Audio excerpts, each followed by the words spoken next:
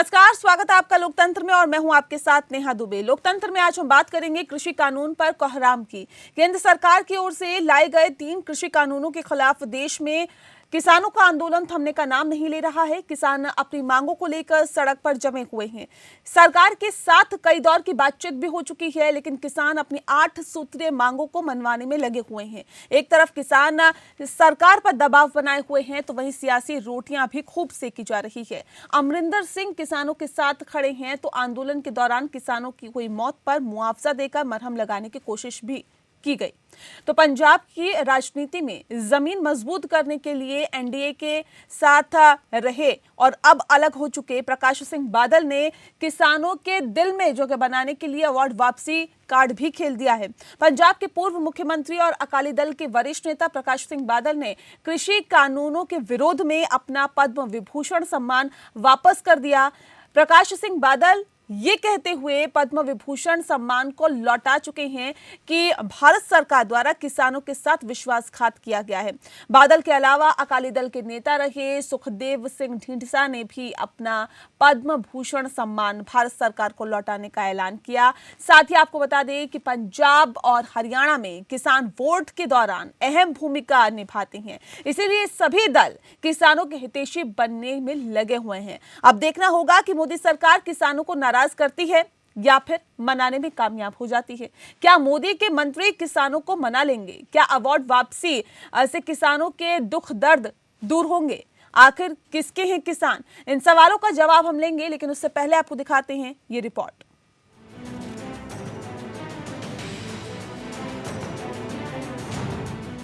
कृषि कानूनों के खिलाफ किसानों के आंदोलन का सियासी रंग गहराने लगा है। अब किसानों के समर्थन में अवार्ड वापसी की सियासत फिर से शुरू हो गई है। पंजाब में 2022 में विधानसभा चुनाव होने हैं और ऐसे में सियासी दल किसान आंदोलन के जरिए चुनावी तैयारी शुरू कर दी है। इसी क्रम में पंजाब के पूर्व मुख्यमंत्री और अकाली दल के वरिष्ठ नेता प्रकाश सिंह बादल ने कृषि कानूनों के विरोध में अपना पद्म विभूषण सम्मान वापस कर दिया है। सिर्फ प्रकाश सिंह बादल ही नहीं, बल्कि अकाली दल के नेता रहे सुखदेव सिंह ढींढसा भी अपना पद्म भूषण सम्मान भारत सरकार को लौटाएंगे। प्रकाश सिंह बादल ने राष्ट्रपति रामनाथ कोविंद को करीब 3 पन्ने की चिट्ठी लिखते हुए कृषि कानूनों का विरोध किया है। वहीं किसानों पर एक्शन की निंदा की और इसी के साथ अपना सम्मान वापस दे दिया। अपना पद्म विभूषण लौटाते हुए पंजाब के पूर्व मुख्यमंत्री प्रकाश सिंह बादल ने लिखा, मैं इतना गरीब हूँ कि किसानों के लिए कुर्बान करने के लिए मेरे पास कुछ और नहीं है। मैं जो भी हूँ किसानों की वजह से हूँ। ऐसे में अगर किसानों का अपमान हो रहा है तो किसी तरह का सम्मान रखने का कोई फायदा नहीं है। आपको बता दें कि इससे पहले भी बादल परिवार की ओर से कृषि कानूनों का बड़ा विरोध किया गया था। हरसिमरत कौर बादल ने केंद्रीय मंत्री के पद से इस्तीफा तक दे दिया था और केंद्र के नए कानूनों को किसानों के साथ बड़ा धोखा बताया था। इतना ही नहीं, सुखबीर बादल ने अकाली दल के एनडीए से अलग होने का ऐलान करते हुए पंजाब के चुनावों में अकेला लड़ने की बात कही थी। किसानों के समर्थन में अब कई पूर्व खिलाड़ियों ने भी अपना अवार्ड वापस करना शुरू कर दिया है। सूत्रों के मुताबिक पंजाब के 30 खिलाड़ियों ने किसान के सपोर्ट में अपने मेडल्स और अवार्ड वापस देने का फैसला कर लिया है और इन खिलाड़ियों में ओलंपिक्स में गोल्ड मेडल जीत चुकी टीम के खिलाड़ी भी शामिल हैं। Bureau report. जी हाँ, तो लोकतंत्र में बात आज किसानों की होगी, क्योंकि किसानों पर राजनीति तो हो ही रही है, लेकिन किसान भारत सरकार द्वारा किसानों के साथ विश्वासघात किया जा रहा है, इस तरह का भी आरोप लगाया जा रहा है। तो बादल के अलावा अकाली दल के नेता सुखदेव सिंह ढींढसा ने भी अपना पद्म भूषण सम्मान भारत सरकार को लौटा दिया है। दरअसल आपको बता दें कि पंजाब और हरियाणा में किसान वोट के दौरान अहम भूमिका निभाते हैं और ऐसे में पूरे देश के किसान ही अपने आप में सत्ता को बनाने और सत्ता को उखाड़ फेंकने में बहुत अहम भूमिका निभाते हैं। और अब देखना वाकई ये होगा कि किसानों को नाराज सरकार करती है या फिर मनाने में कामयाब हो जाती है, क्योंकि बैठकों का दौर लगातार चल रहा है, लेकिन बैठकों के बाद क्या कुछ नतीजा आएगा, इस पर सभी की निगाहें टिकी हुई है। तो कुछ बिंदु ऐसे हैं जिस पर किसान अभी भी अपनी बातों को लेकर, अपनी मांगों को लेकर अडिग दिखाई दे रहे हैं। किसान झुकने को तैयार नहीं है, सरकार कानून में संशोधन को तैयार नहीं है। तो ऐसे में कैसे कुछ बीच का रास्ता निकलेगा और क्या कुछ बीच का रास्ता हो सकता है, बात दरअसल इसकी भी होगी, क्योंकि अपनी अपनी बातों को लेकर सभी अडिग है और सुरक्षा के मद्देनजर भी पुलिस फोर्स लगा दी गई है ताकि किसी भी तरह से जो हालात है वो बेकाबू ना हो। इससे पहले हमने देखा कि किसानों पर वाटर कैनन का इस्तेमाल किया गया, आंसू गैस की गोले छोड़े गए और पूरी कोशिश यही कि हालात बेकाबू ना हो, लेकिन किसान भी दिन रात अपनी मांगों को लेकर सड़कों पर डटे हुए हैं। ये तस्वीरें अपने आप में बहुत कुछ बयां कर रही है। एक तरफ फसल कटाई का वक्त है तो दूसरी तरफ जो किसान है वो सड़कों पर दिखाई दे रहा है।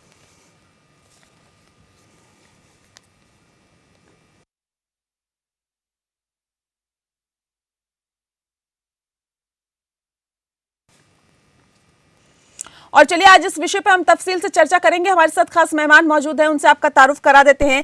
नरेश सिरोही जी हमारे साथ है, राष्ट्रीय उपाध्यक्ष है बीजेपी किसान मोर्चा के। उमेश जोशी जी हमारे साथ है, वरिष्ठ पत्रकार हैं। और अनिल पद्मनाभम जी हमारे साथ हैं जो कि वरिष्ठ आर्थिक पत्रकार है। बहुत स्वागत है आप सभी का हमारे खास कार्यक्रम में। सबसे पहला सवाल मेरा यहाँ पर नरेश सिरोही जी आपसे मेरा सवाल है, क्योंकि जाहिर तौर पर ये बहुत अहम हो जाता है ये समझना, ये जानना कि किसान क्या चाहते हैं, क्या उनकी मांगे हैं, और लगातार जो कोशिशें हैं सरकार की तरफ से की जा रही है कि उन्हें किसी भी तरह से मनाया जाए। लेकिन सर कहाँ चूक है, कहाँ कमी रह गई, कहाँ खामी रह गई कि किसान मानने को तैयार नहीं है और सरकार को नहीं समझ पा रहे?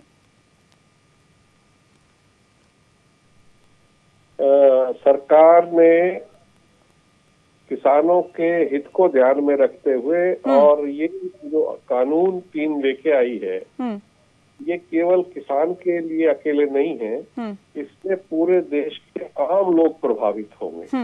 उसमें कंज्यूमर भी प्रभावित होगा, उसमें जो कृषि का व्यापार करने वाले लोग हैं, ये व्यापारी हैं, थोक व्यापारी हैं, और जो खाद्य प्रसंस्करण से जुड़े हुए लोग हैं वो भी को इफेक्ट करेंगे। तो और तमाम लोग खुदरा से लेके व्यापारी, प्रसंस्करण वाले, सभी लोग जो है इन तीनों कानूनों से प्रभावित होंगे। और ये एक बड़ा बदलाव है देश के कृषि के इतिहास में। देश में कई बार कृषि के क्षेत्र में बहुत बड़े बदलाव हुए हैं। आजादी के बाद से सिंचाई में, भूमि सुधार में, और जब ये एपीएमसी था उसके बाद ये एमएसपी का व्यवस्था लागू हुई, तो देश की बहुत सारी दौर आए हैं जब कृषि क्षेत्र में बहुत बड़े बदलाव आए हैं। और 90 में बड़ा बदलाव आया था उदारीकरण को लेकर, और पूरी दुनिया में जो कृषि व्यापार नहीं था उसको WTO ने व्यापार के हिस्से में डाला और कृषि का व्यापार सुगमता से हो जाए ऐसा पूरा दबाव हुआ। और हम लोग ने उसका विरोध किया कि बदलाव में अपने किसान की जो जीविका है उसको कैसे हम रख पाएंगे, क्योंकि विदेशों में बहुत 200-250 गुना तक सब्सिडी यहाँ के मुकाबले मिलती है। तो उस समय से ये संघर्ष शुरू हुआ और बाद में नरसिम्हा राव गवर्नमेंट ने WTO पर साइन किए। तभी से बहुत सारे बदलाव लगातार कृषि के व्यापार को लेके कृषि के कानून बनते जा रहे हैं। तो ये तीनों जो कानून हैं इनको व्यापक रूप से समझने की जरूरत है। और इसमें हमको केवल एक बात ध्यान रखना है जो प्रधानमंत्री ने भी कहा और बाद में पूरी सरकार, कृषि मंत्री वगैरह भी कह रहे हैं कि इसमें जो पुरानी व्यवस्था है उसको छेड़छाड़ नहीं की जाएगी। उसके बावजूद भी बहुत सारी चीजें ऐसी हैं जिसको किसान क्लियर करना चाहते हैं। ठीक है, उमेश जोशी जी भी हमारे साथ जुड़े हुए हैं और अनिल जी भी जुड़े हुए हैं, उनसे भी हम बातचीत करेंगे। लेकिन सबसे पहले रुक करते हैं आप उमेश जोशी जी का। उमेश जी, सवाल इस बात को लेकर है, जिस बदलाव का जिक्र अभी नरेश जी कर रहे हैं कि बदलाव तो पहले भी किए गए और लगातार उसके बाद से ही बदलाव की कोशिशें लगातार जारी है, लेकिन क्या ये जो बदलाव किए गए हैं वाकई आपको लगता है सही है? क्योंकि किसान तो इसका विरोध कर रहे हैं लगातार।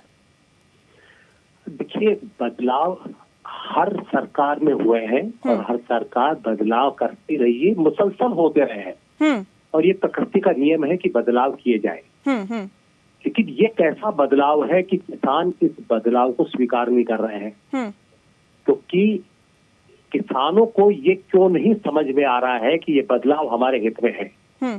जब भी कोई बदलाव होता है तो जिनके लिए बदलाव किया जाता है उनको तुरंत समझ में आ जाता है कि ये बदलाव हमारे हित में है या हित में नहीं है।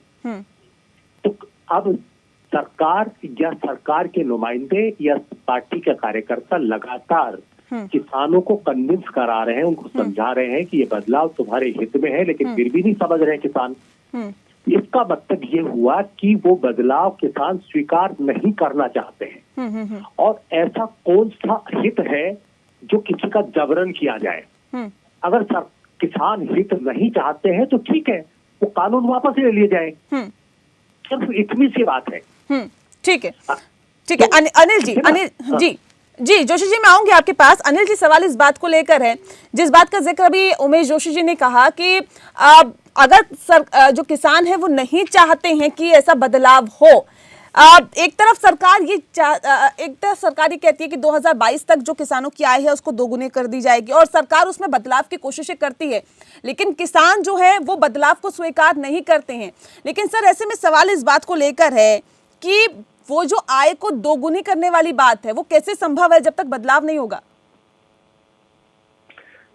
नेहा जी, इस जवाब देने के पहले ना कुछ अगर हम कुछ मुद्दे समझ जाए ना तो फिर और आसान हो जाएगा ये मसले का जो जी। हम गहरी तरफ से इसको देखें। पहली बात है कि ये एक उठाया जा रहा है, ये जो मुद्दा उठाया है एमएसपी को लेके, ये पहली बार नहीं है। ये पिछले 10-15 सालों में कई बार उठाए गए हैं, अनेक सरकारों के साथ ये मुद्दा उठाया गया, तो कोई नया मुद्दा नहीं है। जी।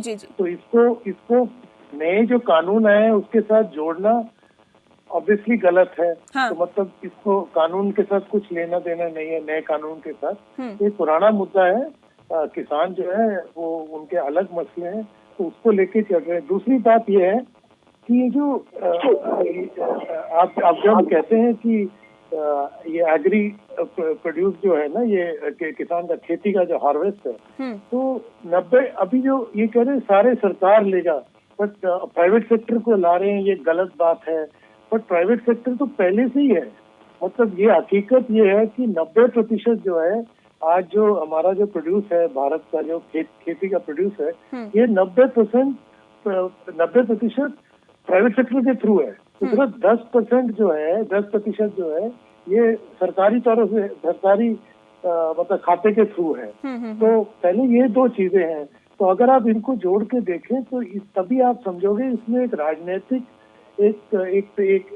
इसको एक मुखौटा दिया जा रहा है। जैसे आपने अवार्ड वापसी की बात की, प्रकाश जी ने जो किया है, तो ये एक राजनीतिक झगड़ा है, आर्थिक झगड़ा नहीं है। असली मसला जो है भारत के खेती में ये है कि एक जो हम कहते हैं फार्म डिस्ट्रेस, ये 2009 से चल रहा है, जब से ग्लोबल की जो कीमतें कमोडिटी की गिर चुके हैं और हमारे किसान भाइयों की कीमतें भी गिरे, तो इनके यहाँ एक रूरल डिस्ट्रेस चल रहा है। तो मानसून ठीक से नहीं आया है, तो पिछले 10-15 सालों में इनका हालत बहुत बिगड़ा हुआ है। तो ये मसला है क्योंकि भारत खेती में जो असली प्रॉब्लम है वो एक क्राइसिस है, उसका एक नतीजा निकालना है। और यही मेरा मतलब इनिशियल जो ओपनिंग रिमार्क्स है। ठीक है नरेश जी, क्योंकि सरकार की तरफ से कोशिशें लगातार हो रही है, लेकिन अभी तक जो सहमति है वो नहीं बन पाई है। क्या क्या मुद्दे आप ऐसे मानते हैं जिन पर ये सहमति नहीं बन पाई है? सरकार नहीं चाहती बदलाव करना और किसान चाह रहे हैं कि इसमें बदलाव हो। देखिए, किसानों की तरफ से कुछ तो जो 3 कानून है उसके अंदर उनको एक बात का डर है कि मंडियां खत्म हो जाएंगी और एमएसपी नहीं रहेगा। और खासकर जो पंजाब और हरियाणा के किसान हैं, पश्चिम उत्तर प्रदेश के किसान हैं, जहाँ भी एमएसपी बहुतायत में मिलती है वहाँ के किसानों को ये खतरा है कि उनको जो अभी मिनिमम सपोर्ट प्राइस मिलता है ये शायद नहीं मिल पाएगा और मंडियों का स्वरूप खत्म हो जाएगा। तो प्रधानमंत्री कह चुके थे कि इन बदलाव नहीं होगा इन दोनों में। अब इससे बात आगे बढ़ गई है कि देश का किसान लंबे समय से, लगभग 60 करोड़ की आबादी है, हमको यहाँ राजनीतिक अखाड़ा बनाने की जरूरत नहीं है। इनमें ये एक समय आ गया है कि जब मिल बैठ करके जो इतनी बड़ी आबादी है, जो पूरे देश के 138 करोड़ लोगों को खाद्यान्न उपलब्ध कराती है, फल सब्जी दूध उपलब्ध कराती है, हम उसकी चिंता के बारे में समझें और उसका जो दर्द है उसके निवारण का समाधान करें। तो ये जो किसान हैं ये कह रहे हैं कि जो एमएसपी है और जो मेरे पूर्व वक्ता ने बताया कि जिस समय से ये एमएसपी तो पहले भी नहीं मिलती थी या कम मिलती थी, लेकिन अब समय आ गया है कि लंबे समय से किसान घाटे की खेती कर रहा है। भाई साहब उमेश जोशी भी इस बात से, क्योंकि लंबे समय से कृषि विषय को बहुत बारीकी से जानते हैं और इन्होंने काफी उस पर लिखा भी है, तो मेरा मानना ये है कि अब एक समय है कि जब हमको मिल बैठ के राजनीति नहीं करनी चाहिए, कांग्रेस हो या बाकी कोई भी दल हो या और हमारे अर्थशास्त्री हो, इस देश की अर्थव्यवस्था को सुदृढ़ करने के लिए किसान को मजबूत करना जरूरी है। आपको ये मैं आपको बता देता हूँ कि लगभग 30 करोड़ के करीब तो खाद्यान्न उत्पादन होता है इस देश में। 32 करोड़ टन के आसपास फल और सब्जी होता है। 18-19 करोड़ टन दूध होता है। अगर बाकी सब भी उत्पाद देख ले तो ये 1 अरब टन से ज्यादा का खाद्य उत्पादन है। और बाजार में सरकार तो ज्यादा नहीं खरीद सकती, सरकार तो उतना ही खरीद सकती है जितना उसको गरीबों के लिए बांटना है, लेकिन बाजार के अंदर जो लंबे समय से नेक्सस है उसको तोड़ना बहुत जरूरी है। जो 9% ठीक है उमेश जोशी जी, जिस बात का जिक्र अभी नरेश जी कर रहे हैं, कह रहे हैं कि किसान बहुत लंबे वक्त से घाटे की खेती करता हुआ आ रहा है, लेकिन अब फायदे की खेती करने के लिए इस कानून में बदलाव किया गया है। क्या वजह आप इसके पीछे मानते हैं कि किसान ये समझ नहीं पा रहे कि जो कानून है वो उनके फायदे के लिए है, जबकि सरकार लगातार ये बार बार कह रही है, प्रधानमंत्री से लेकर तमाम मंत्री ये कहते हैं कि ये जो कानून है वो किसानों के हित में है, किसानों का फायदा इससे होगा। ये कमियां आप कहां समझते हैं? क्या कानून में कमियां हैं जिस बात का जिक्र बार बार किसान कर रहे हैं, या फिर आपको लगता है कि बेहतर तरीके से किसानों तक इसका संदेश, या फिर यूं कहें कि इस कानून को ठीक तरीके से नहीं पहुंचाया गया, जिसकी वजह से आज सड़कों पे ये स्थिति देखने के लिए मिल रही है? ऐसा है, सिरोही जी की बात से मैं अक्षर से सहमत हूँ, बिल्कुल सही कहा उन्होंने। किसानों की बेहतरी के लिए और सन 2022 तक किसानों की आय दुगनी करने के लिए बदलाव बहुत जरूरी है। लेकिन बात यह है कि ये भरोसा सरकार जो कह रही है उस पर किसान भरोसा क्यों नहीं कर रहे हैं, सबसे बड़ा सवाल ये है। बिल्कुल कहीं पर जो है ना किसानों को के दिमाग में ये बात बैठ गई है कि सरकार जो कह रही है वो अपना वायदा पूरा नहीं करेगी। तो ये अविश्वास किसानों में जो पैदा हुआ है ये ठीक नहीं है। सरकार पूरी तरह से उसे कोशिश करनी चाहिए कि किसानों को समझाए। और जहां तक राजनीति की बात है कि एक वर्ग उसे अगर बहका रहा है तो सरकार की जिम्मेदारी है कि उनको समझाए। विपक्ष का तो काम ही है बहकाना, लेकिन सरकार का काम है उन्हें समझाना। अगर मान लो सरकार नहीं समझा पा रही है तो इसका मतलब दूसरा पक्ष ज्यादा पावरफुल है, बिल्कुल वो अपने मिशन में कामयाब हो गया। और किसान कई दौर की बातचीत कर चुके हैं कृषि मंत्री के साथ। कृषि मंत्री ने कहा कि आप क्लॉज टू क्लॉज आप अपनी आपत्ति दर्ज कीजिए। किसान कह रहे हैं कि नहीं, ये तीनों कानून आप वापस लीजिए। उनकी केवल एक मांग है, इससे नीचे वो कोई भी समझौता करने को तैयार नहीं है। तो जब किसानों को ये रास ही नहीं आ रहा है, कानून रास नहीं आ रहे हैं, तो और किसान आर पार की लड़ाई की मूड में है, तो ऐसे में मुझे लगता है कि थोड़ी संवेदनाओं से काम लेना चाहिए और कहना चाहिए कि मतलब जो मेरा सुझाव है कि कुछ सरकार झुके कुछ किसान झुके, तभी बीच का रास्ता निकल सकता है। तभी बीच का रास्ता निकल सकता है जाहिर तौर पे, और बीच का रास्ता निकालना सर यहाँ पे बहुत जरूरी हो जाता है। इस वक्त हमारे साथ युद्धवीर सिंह जी जुड़ गए हैं, राष्ट्रीय उपाध्यक्ष है भारतीय किसान यूनियन के। युद्धवीर जी, बहुत स्वागत है आपका हमारे खास कार्यक्रम लोकतंत्र में। सर, आपसे बातचीत जारी रखेंगे और खास मेहमान और भी हमारे साथ लगातार जुड़े हुए हैं, उनसे भी बातचीत जारी रखेंगे। एक छोटे से ब्रेक के लिए रुकना पड़ रहा है, बहुत जल्द लौटेंगे। आप बने रहिए हमारे साथ, देखते रहिए लोकतंत्र। आपका आप देख रहे हैं लोकतंत्र। लोकतंत्र में बात किसानों की हो रही है, क्योंकि किसान सड़कों पर है और ऐसे में जाहिर तौर पर अगर किसान सड़कों पर है, अन्नदाता सड़कों पर है, तो अपने आप में यहाँ पर सवालिया निशान खड़े हो जाती हैं। नए कृषि कानूनों पर मोदी सरकार भले ही पीछे हटने को तैयार नहीं है, लेकिन एनडीए में शामिल दलों की चिंताएं लगातार बढ़ती जा रही है। बीजेपी की सहयोगी राष्ट्रीय लोकतांत्रिक पार्टी के बाद अब जननायक जनता पार्टी यानी कि जेजेपी ने नए कृषि कानूनों पर चिंता जताते हुए कृषि कानूनों पर चिंता जताते हुए किसानों की समस्या का जल्द समाधान करने की मांग की है। एनडीए की इन दो सहयोगी पार्टियों ने किसानों की मांग का समर्थन करते हुए सरकार से नए कृषि कानूनों में न्यूनतम समर्थन मूल्य को जारी रखने के आश्वासन को शामिल करने की मांग की है। हरियाणा में एक निर्दलीय विधायक ने तो बीजेपी सरकार से समर्थन भी वापस ले लिया है। एक रिपोर्ट देखें।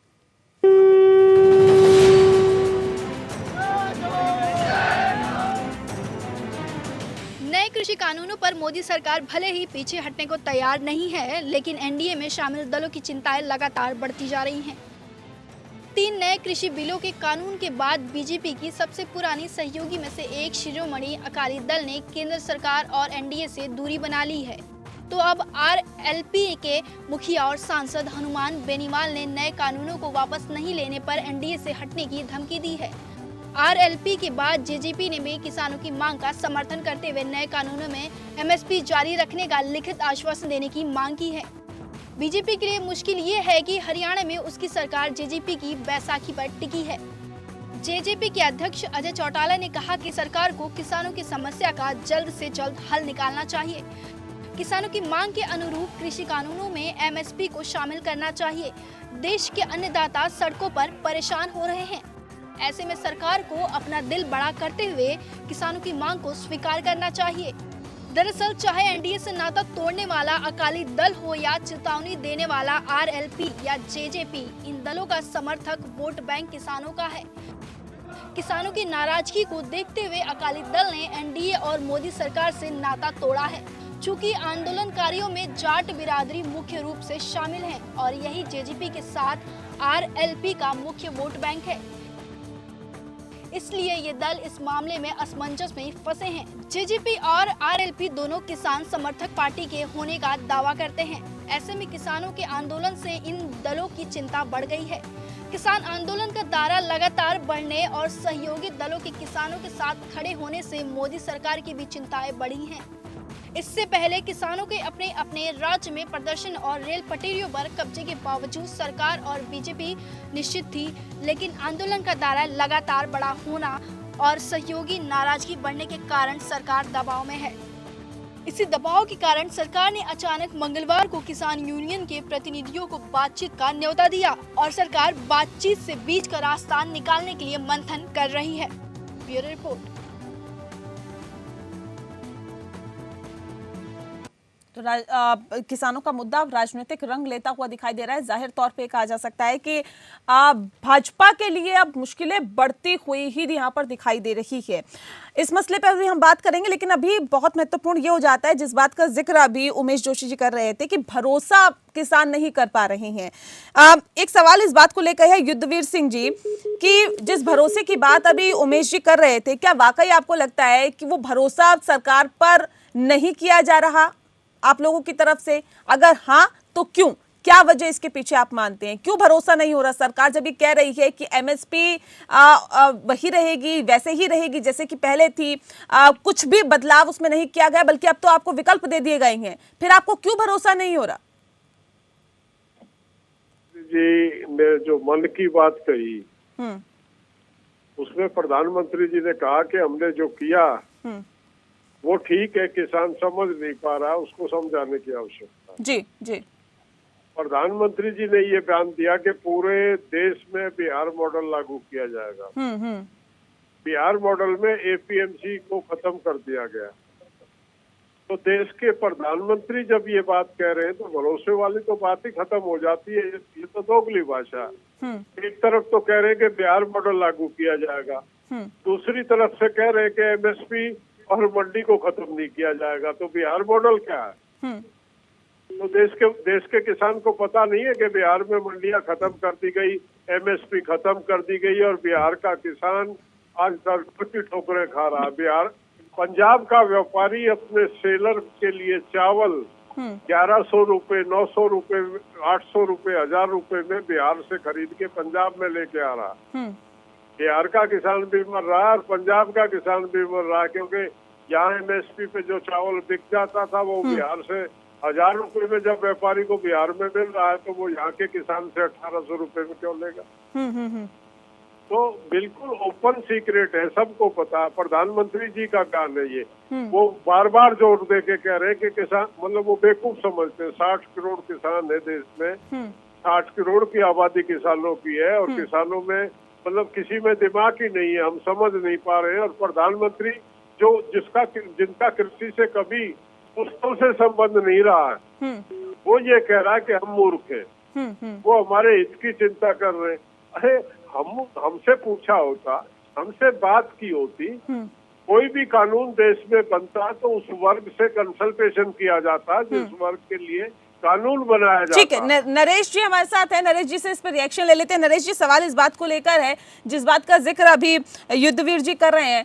कह रहे हैं कि एक तरफ बिहार मॉडल को लागू करने की बात प्रधानमंत्री करते हैं, दूसरी तरफ ये भी कहते हैं कि मंडियां खत्म नहीं हो रही, एमएसपी पहले की तरह था वैसे ही चलता रहेगा, निर्धारित किया जाएगा। तो ऐसे में सवाल इस बात को लेकर है कि जब बिहार मॉडल लागू करेंगे तो डर तो अपने आप में एक वाजिब है, होगा किसानों के जहन में। फिर उसके बाद अगर आप लोग ये कह रहे हैं कि किसान सड़कों पर है, तो सर क्यों ना हो? नहीं, सड़कों पे आना उनका अधिकार है और उसमें कोई वो नहीं। सरकार प्रयास कर रही है बातचीत करके अपनी बात को समझाने का। हाँ। और जैसे उमेश जोशी जी ने कहा और भाई युद्धवीर जी ने कहा, उनका कहना ठीक है। और उससे पहले मैं भी कह चुका हूँ कि किसान लंबे समय से घाटे की खेती कर रहा है, और 6% जो देश का बाजार है वो प्राइवेट के हाथ में है। उसके ऊपर अपने को ये जरूर तय करना पड़ेगा कि वो कम से कम किसान को जो एमएसपी सरकार तय करती है, जिसका कानूनी संवैधानिक अधिकार अभी तक नहीं था, लंबे समय नहीं नरेश जी सर यहाँ आप कह रहे हैं कि किसान जो है वो घाटे की खेती करता आ रहा है। सर ये भरोसा क्यों नहीं दिला पा रहे हैं किसान को कि इस कानून के बनने के बाद आपकी घाटे की खेती खत्म होगी, फायदे की खेती होगी? आज अगर किसान सड़कों पर है तो इसका हम क्या मतलब निकाले सर? अभी हमारे कृषि मंत्री बैठे हुए हैं किसानों के साथ, बातचीत का दौर जारी है। और मैं समझता हूं कि कृषि मंत्री और देश के प्रधानमंत्री किसानों से बातचीत करके इसका हल निकालेंगे। आपको मैं ये भी याद दिला देना चाहता हूं कि लैंड एक्विजिशन अमेंडमेंट बिल आया था और युद्धवीर जी उस समय उसमें मौजूद भी थे हमारे साथ। अरुण जेटली जैसे बड़े व्यक्ति ने उसमें हस्तक्षेप किया था और उसको अमेंडमेंट को वापस ले लिया था। तो ऐसी बात नहीं है कि किसानों के लिए सरकार कहीं हद तक जाएगी। सर हम आपकी मंशा पर सवाल खड़े नहीं कर रहे हैं सर, सवाल इस बात को लेकर है। अनिल जी, आपने देखा कि किस तरह से इसको कानून का रूप दे दिया जाता है। एक तरफ कोरोना का काल चलता है सर, दूसरी तरफ लॉकडाउन की स्थिति होती है, लेकिन इस बीच इस अध्यादेश को एक कानून का रूप देने की कोशिश की जाती है और संसद से इसे पास करा लिया जाता है। सवाल इस बात को लेकर कि क्या वाकई इतनी जल्दीबाजी थी? क्योंकि युद्धवीर जी लगातार इस तरह का आरोप लगा रहे हैं। इनका कहना है कि पहले किसानों से तो कंसर्न किया जाता, अगर हमारे लिए कोई कानून बना रहे हैं तो कम से कम किसान संगठनों से तो बातचीत की जाती, नहीं की गई। नेहा जी, जो भारत सरकार ने नया कानून अनाउंस किया था मई में ऑर्डिनेंस के थ्रू, तब हमने हमारे पत्रकारों ने सवाल पूछा था भारत सरकार से कि कंसल्टिंग ये मतलब बात किया था कि नहीं कि स्टेट्स के साथ। उन्होंने बोला था कि कमिटीज बैठे थे और सबका इसमें मतलब सबका समर्थन था। अब ये उस टाइम किसी ने इसके खिलाफ कोई बोला नहीं, कोई स्टेट ने इसका विरोध नहीं किया। तो हमारा विश्वास था कि कोई कंसल्टेशन हुआ है, अगर नहीं हुआ तो उनको उसी टाइम खुलासा करना था भारत सरकार का। अब हमें तो पता नहीं अंदर में इनकी बात की कमेटी हुई कि नहीं, अगर उसकी छानबीन करनी चाहिए। तो जैसे मैं बार बार उठा रहा हूँ ना, ये किसानों का जो मसला है असली है, बट ये जो जिस मुद्दे पे अभी जो झगड़ा चल रहा है ये नहीं है असली मुद्दा है रिस्क है इंडियन एग्रीकल्चर में। वो घाटे का खेती है, जैसे आप कह रहे हो। 2009 के बाद बहुत ही भयंकर संकट रहा है भारत के किसानों पर। इतना ये जोखिम उठाते हैं, हिंदुस्तान में कोई भी कारोबार के लिए कोई व्यक्ति इतना मतलब रिस्क नहीं उठाता है। अब इसका कभी भी किसी सरकार, ये सरकार को छोड़िए, किसी भी सरकार ने इस विषय पे इस मसले का हल कभी ढूंढा नहीं है। उन्होंने ये MSP type short quick fix लगा दिए। और ये भी एमएसपी का जो मुद्दा है ये कुछ स्टेट्स में है, ये पंजाब, यूपी और हरियाणा की बात है। बाकी देश में एमएसपी तो है ही नहीं। मतलब हम जैसे मैंने पहले आपको बोला, 90% जो है हमारी खेती जो है प्राइवेट सेक्टर के थ्रू आ रहा है। तो ये तो पहली प्राइवेट सेक्टर के जकड़ में है। तो भारत सरकार का 10% है, वो सारा इन तीनों स्टेटों पे है और उसमें पंजाब में 90% है। तभी ये एक रीजनल प्रॉब्लम है। इसमें स्टेट गवर्नमेंट को भी इसमें मतलब उनका भी इसमें एक रोल है। तो वो अब आपस में मसला निकाले, बट एक राजनीतिक एक हवा दे दिया है इसको इस वक्त से, और असली मुद्दे को मतलब हम आगे नहीं कर रहे कि किसानों से जो मतलब कष्ट है उस पर फोकस होना चाहिए। ठीक है युद्धवीर जी, सवाल इस बात को लेकर भी है क्योंकि लगातार इस तरह के जो आरोप लगाए जा रहे हैं कि तो एमएसपी को खत्म कर दिया जाएगा, मंडी कल्चर को खत्म कर दिया जाएगा, मंडियों को खत्म कर दिया जाएगा। सवाल इस बात को लेकर है कि अगर एपीएमसी में हम सिक्योर है तो सर बाहर जो खेती है वो बेचने की जरूरत ही क्यों है? क्यों जरूरत पड़ती है इसकी? मतलब हेलो जी, आवाज मिल पा रही है सर आपको? हाँ आप बताइए, एक दफे प्लीज रिपीट सर। जी सर, सवाल इस बात को लेकर है कि अगर एपीएमसी में हम सिक्योर हैं, अगर आप सिक्योर हैं एपीएमसी में, तो बाहर जो फसल बेचने की जरूरत ही क्यों पड़े? क्या है इसकी जरूरत बाहर फसल बेचने की? देखिए, पूरे देश में ये 3 ऐसे कानून आए हैं जिनके लिए किसी भी संगठन ने इस देश में मांग नहीं की। कोई भी ग्रीवेंसेस होता है तो उसके लिए मांग उठती है, आंदोलन होते हैं, प्रतिनिधिमंडल सरकार से मिलता है, बातचीत करता है। ये तीनों कानून बिना मतलब कम से कम किसानों ने, पूरे देश के किसानों ने, और ये नरेश सिरोही जी हमारे साथी हैं, ये किसान मोर्चे से जुड़े हैं, किसान संघ के लोग हमारे साथी, जो अनेक संगठनों में हम साथ लड़ते रहे, वर्षों से लड़ाई लड़ रहे हैं। हमारे स्वदेशी जागरण मंच जो बीजेपी के लोग हैं, जो मैं बता रहा हूँ जो संगठन है, उन संगठनों के हमारे किसी साथी से नहीं पूछा गया। हम तो सोशल मूवमेंट के लोग हैं, किसान संगठन के लोग हैं, हमारा राजनीतिक एफिलिएशन नहीं है। लेकिन जो बीजेपी की एफिलेटेड ऑर्गेनाइजेशन है, किसान संगठन है, जो भी है, उनको भी इसमें इन्वॉल्व नहीं किया गया। ये बिल्कुल एक सस्पिशियस है कि सरकार ने, और उसकी तो उसमें बू आती है कि कहीं ना कहीं एग्री बिजनेस से जुड़े हुए लोगों ने इन्फ्लुएंस में लेके इस कोविड जैसे पीरियड में, जब पूरा देश एक महामारी से जूझ रहा था, रातों रात ऑर्डिनेंस उसका लाया गया, कोई मतलब बिना मतलब किसी की मांग पे। तो कौन सी ताकत थी? ये बहुत ही संदेह के घेरे में है सरकार का एटीट्यूड। नहीं सर, लेकिन अगर आप किसानों के ये मुद्दा उठाते हैं तो ये भी नहीं भूलना चाहिए कि पिछले 20 सालों में तकरीबन 3 लाख किसानों ने आत्महत्या की है। घाटे की खेती की लगातार बात की जा रही है। 2014 में 12,360 किसानों ने आत्महत्या की। 2015 में यह आंकड़ा और थोड़ा सा बढ़ गया, यानी कि 12,602 हो गए। 2016 में 11,370, इसमें गिरावट आई। तो ये जो गिरावट सर आ रही है, हालांकि 2017 के बाद से एनसीआरबी ने आंकड़े देने ही बंद कर दिए, लेकिन सवाल इस बात को लेकर है कि जो गिरावट आई या फिर किसानों की जो आत्महत्या हो रही है, सर क्या नहीं लगता कि अगर सरकार बेहतरी की बात कर रही है, अगर सरकार ये कह रही है कि 2022 तक किसानों की आय को दोगुना कर दिया जाएगा, इसके लिए हम कानून बना रहे हैं, तो एक बार विश्वास करके देखना भी चाहिए, समझना चाहिए, क्या पता कुछ बेहतरी हो किसानों की। मुझे तकलीफ है, मुझे डॉक्टर मुझे देखे बिगड़ दवा देगा तो निश्चित तौर पे कोई नौसिखिया होगा और मैं मरूंगा। जब मेरी बीमारी का पता ही नहीं है डॉक्टर को, मेरा निदान कैसे कर दिया डॉक्टर ने, मेरी तकलीफ का पता मुझसे पूछा नहीं गया कि मेरे सिम्टम्स क्या हैं, क्या तकलीफ है मुझे, मतलब सरकार ने अंदाजा कैसे लगा लिया कि मुझे कौन सी तकलीफ है और मैं कैसे दूर। कंसल्टेशन होता, पूछा जाता है किसी आदमी जिसकी पीड़ा होती है, दर्द होता है, समस्या होती है, उससे पूछा जाता है और फिर उसका निराकरण किया जाता है। ये क्या हुआ कि हमने कर दिया, आपका इलाज कर दिया, दूर से ही कर दिया, हमने अंदाजा लगा लिया आपको ये तकलीफ हो सकती है और इससे आप ठीक हो जाएंगे। ये कोई मतलब नहीं है। हम किसानों की आत्महत्याओं के जो कारण है वो उससे देश अनभिज्ञ नहीं है। उसमें जिस तरह की खेती हुई है उसके कारण हम सब लगातार उस लड़ाई को हम लड़ रहे हैं।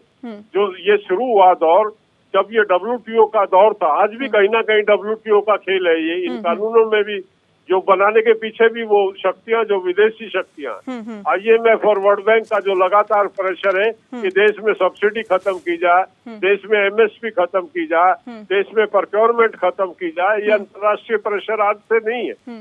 ये सिरोही जी बैठे हुए पिछले 20 साल से ये चल रहा। पिछले 20 साल से पूर्ववर्ती सरकार भी, ये ऐसा नहीं है बीजेपी ने किया, इससे पूर्ववर्ती कांग्रेस सरकार भी इस लाइन को लेके चल रही। जी। तब सुनिए आप मेरी, जब नेता प्रतिपक्ष थी सुषमा स्वराज जी, उन्होंने कहा था आड़तिया किसान का ATM है, वो अपनी जरूरत की हर काम को आड़तिये के माध्यम से पूरा करता है। तब वो मंडी की व्यवस्था को मजबूत करने की वकालत कर रही थी। आज वो पार्टी सत्ता में आ गई है। कांग्रेस जिस बात को कह रही थी, आज बीजेपी ने तो वो तो कह रहे थे, इन्होंने कर दिखाया उस काम को जिसका ये विरोध कर रहे थे। तो ये इनकी कथनी और करनी का अंतर है। कहीं ना कहीं इसमें वही ताकतें, वही अंतर्राष्ट्रीय दबाव और वही जो एग्री बिजनेस के लोगों का एक प्रेशर है, उसके माध्यम से ये बिल लाए गए हैं। किसान हित में, किसान का अगर वास्तविकता में हित चाहते हैं तो जो अभी सिरोही जी कह रहे थे कि उसकी कीमतें सुनिश्चित की जाए, उसको कानूनी अधिकार प्राप्त हो, उस कीमत से कम पे उसकी फसल को ना खरीदा जाए, तो ये आत्महत्याएं रुकेंगी, ना तो इन आत्महत्याओं। ठीक है, यहाँ पे न सिर्फ किसान न समझने को तैयार नहीं है, बल्कि यहाँ पर राजनीति भी किसानों पर हो रही है। किस तरह से, इस पे भी हम डिबेट करेंगे। एक छोटे से ब्रेक के लिए रुकना पड़ रहा है, बहुत जल्द।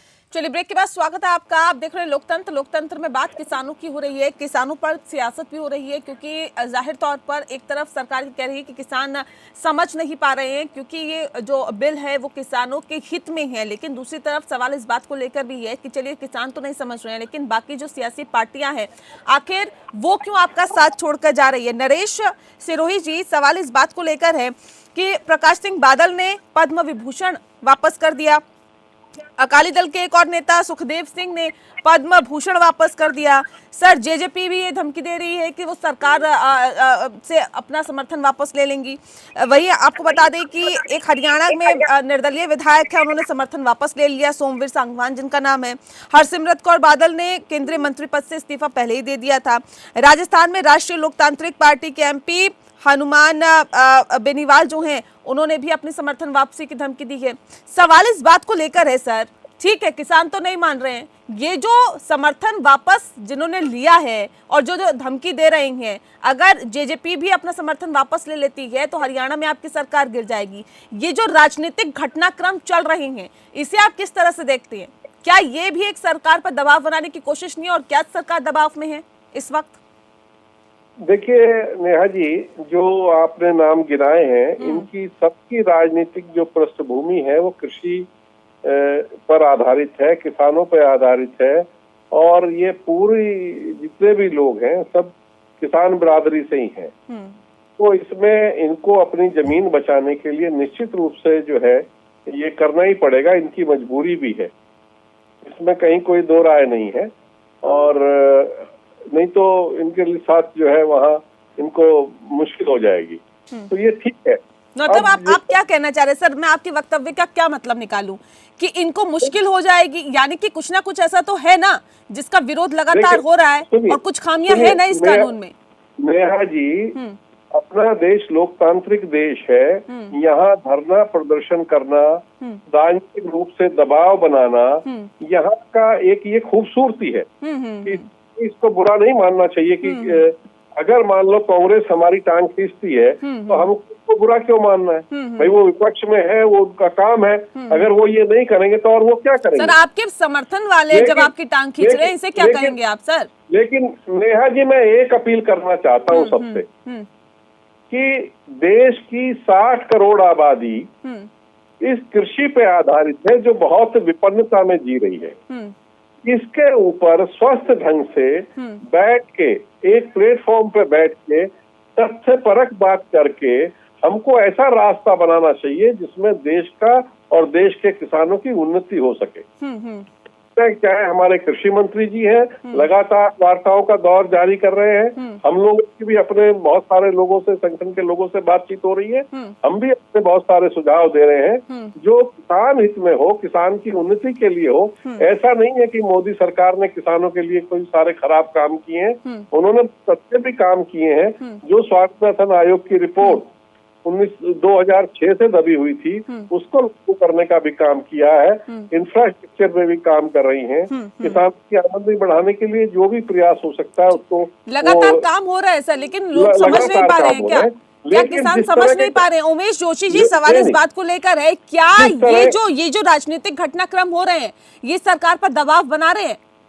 नहीं, निश्चित रूप से जोशी जी से सवाल है मेरा। सर मैं आऊंगी आपके पास। लोकतंत्र में एक तरीका होता है, तो ठीक है, अपना काम कर रहे हैं, उसमें कोई बुराई नहीं। ठीक है जोशी जी। ऐसा है जब ऐसा वर्ग आंदोलन कर रहा हो जो बहुत बड़ा वोट बैंक भी हो, तो उस पर राजनीति की छाया पड़ना बहुत लाजमी है। बिल्कुल। लेकिन अच्छी बात यह है कि इस किसान आंदोलन में किसी भी राजनीतिक पार्टी को प्रवेश नहीं करने दिया गया, राजनीतिक पार्टियों को दूर रखा गया है।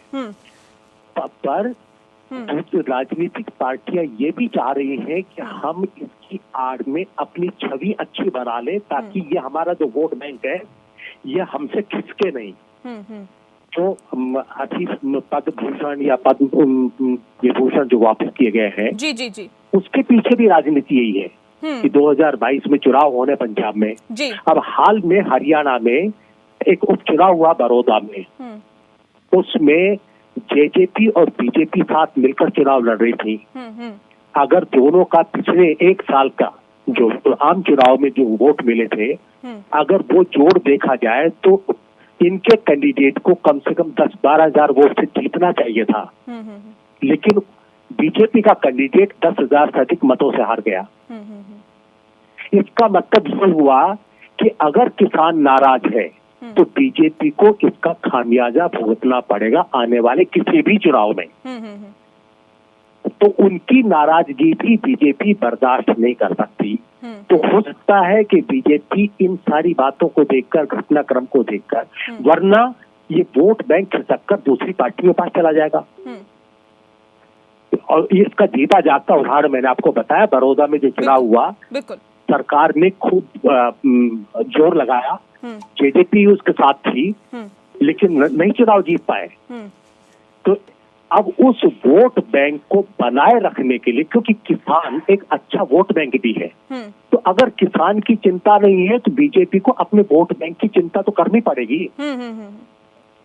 और बिल्कुल, यहाँ पे ये नहीं भूलना चाहिए, अभी नरेश जी ने कुछ देर पहले कहा कि उनकी पृष्ठभूमि किसानों की राजनीति ही है और किसानों की राजनीति के सहारे ही वो अपने कहीं ना कहीं राजनीति करते हैं। लेकिन सवाल इस बात को लेकर है, क्या बीजेपी नहीं करती, क्या और तमाम राजनीतिक पार्टी नहीं करती? अगर नहीं करती सर तो याद करिए, वो 6,000 रुपए देने का शिगुफा छोड़ा गया, कांग्रेस की तरफ से 72,000 रुपए देने का शिगुफा छोड़ा गया, और तमाम दावे और वायदों के बीच किसानों ने अगर भारतीय जनता पार्टी को चुना है तो जाहिर तौर पर ये समझिए कि कितनी उम्मीदें भारतीय जनता पार्टी से और इस देश की सरकार से हैं। अनिल जी भी लगातार हमारे साथ जुड़े हुए हैं। एक और छोटे से ब्रेक के लिए हमें रुकना पड़ रहा है, खास मेहमान लगातार हमारे साथ जुड़े हुए हैं, उनसे बातचीत करेंगे। छोटा सा ब्रेक, जल्द लौटते हैं। ब्रेक के बाद स्वागत है आपका, आप देख रहे हैं लोकतंत्र। लोकतंत्र में बात किसानों की हो रही है और उस पर हो रही राजनीति की। खास मेहमान लगातार हमारे साथ मौजूद है। अनिल जी, सवाल इस बात को लेकर है, ये वाकई जो अभी घटनाक्रम चल रहा है, या प्रकाश सिंह बादल की बात करें, ढिंडसा की बात करें, या हरियाणा के एक विधायक के वापस समर्थन लेने की बात करें, या हरसिमरत कौर के जो इस्तीफा देने की बात करें, ये तमाम जो चीजें हो रही है, जो घटनाक्रम चल रहे हैं, ये वाकई क्या ये हम समझे कि किसानों के प्रति प्रेम है, या फिर जिसका जिक्र अभी उमेश जोशी जी कर रहे थे कि किसान एक बड़ा वोट बैंक है और जब वो सड़कों पर है तो जाहिर तौर पर इन राजनीतिक पार्टियों को एक सियासत चमकाने का या फिर अपनी खोई हुई जमीन को वापस लाने का एक अच्छा मौका दिख रहा है, एक अच्छा अवसर दिख रहा है? और क्या ये अवसर को भुनाने की हम बात करें, क्या लगता है आपको अनिल जी? नेहा जी, मैं कॉल मेरा कट गया था तो मैंने आपका सवाल पूरा सुना नहीं था, आप फिर दोहरा देंगे प्लीज?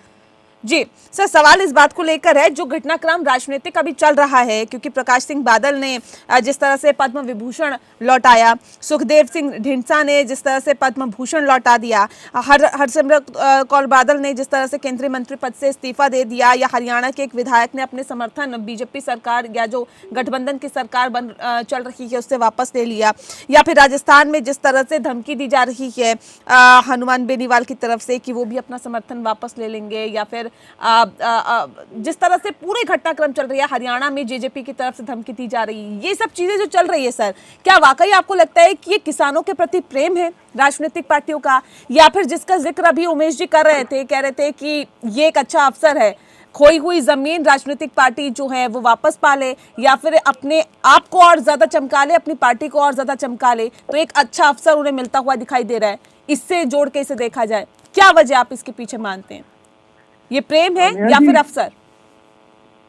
नया जी, ये जो राजनीतिक फायदा जो लोग उठा रहे हैं वो तो नॉर्मल ही है। मतलब किसी भी विषय पे आप देखिए पार्टीज अपना फायदा निकालते हैं, मतलब राजनीतिक फायदा निकालते हैं, तो इसमें कोई हैरानगी नहीं है। मतलब मुझे सिर्फ फिक्र इस बात के है कि ये जब राजनीतिक मसला बनना चाहिए, क्यों नहीं, क्योंकि हम डेमोक्रेसी है, मतलब सबका हक है, किसानों का हक है, तो अर्बन एरियाज में अर्बन कंज्यूमर्स का हक है, तो वो भी इसके खिलाफ तो सड़कों को उतर सकते हैं, बोल सकते हैं हमारी कीमतें बढ़ रही हैं, ये वो तो डेमोक्रेसी में होता रहेगा, उसमें कोई एतराज नहीं है।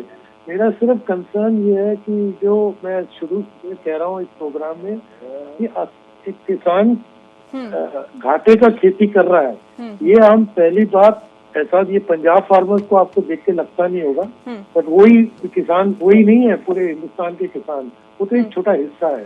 पूरे देश में जो एक घाटे का खेती चल रहा है, इस मसले का हल हमें निकालना पड़ेगा।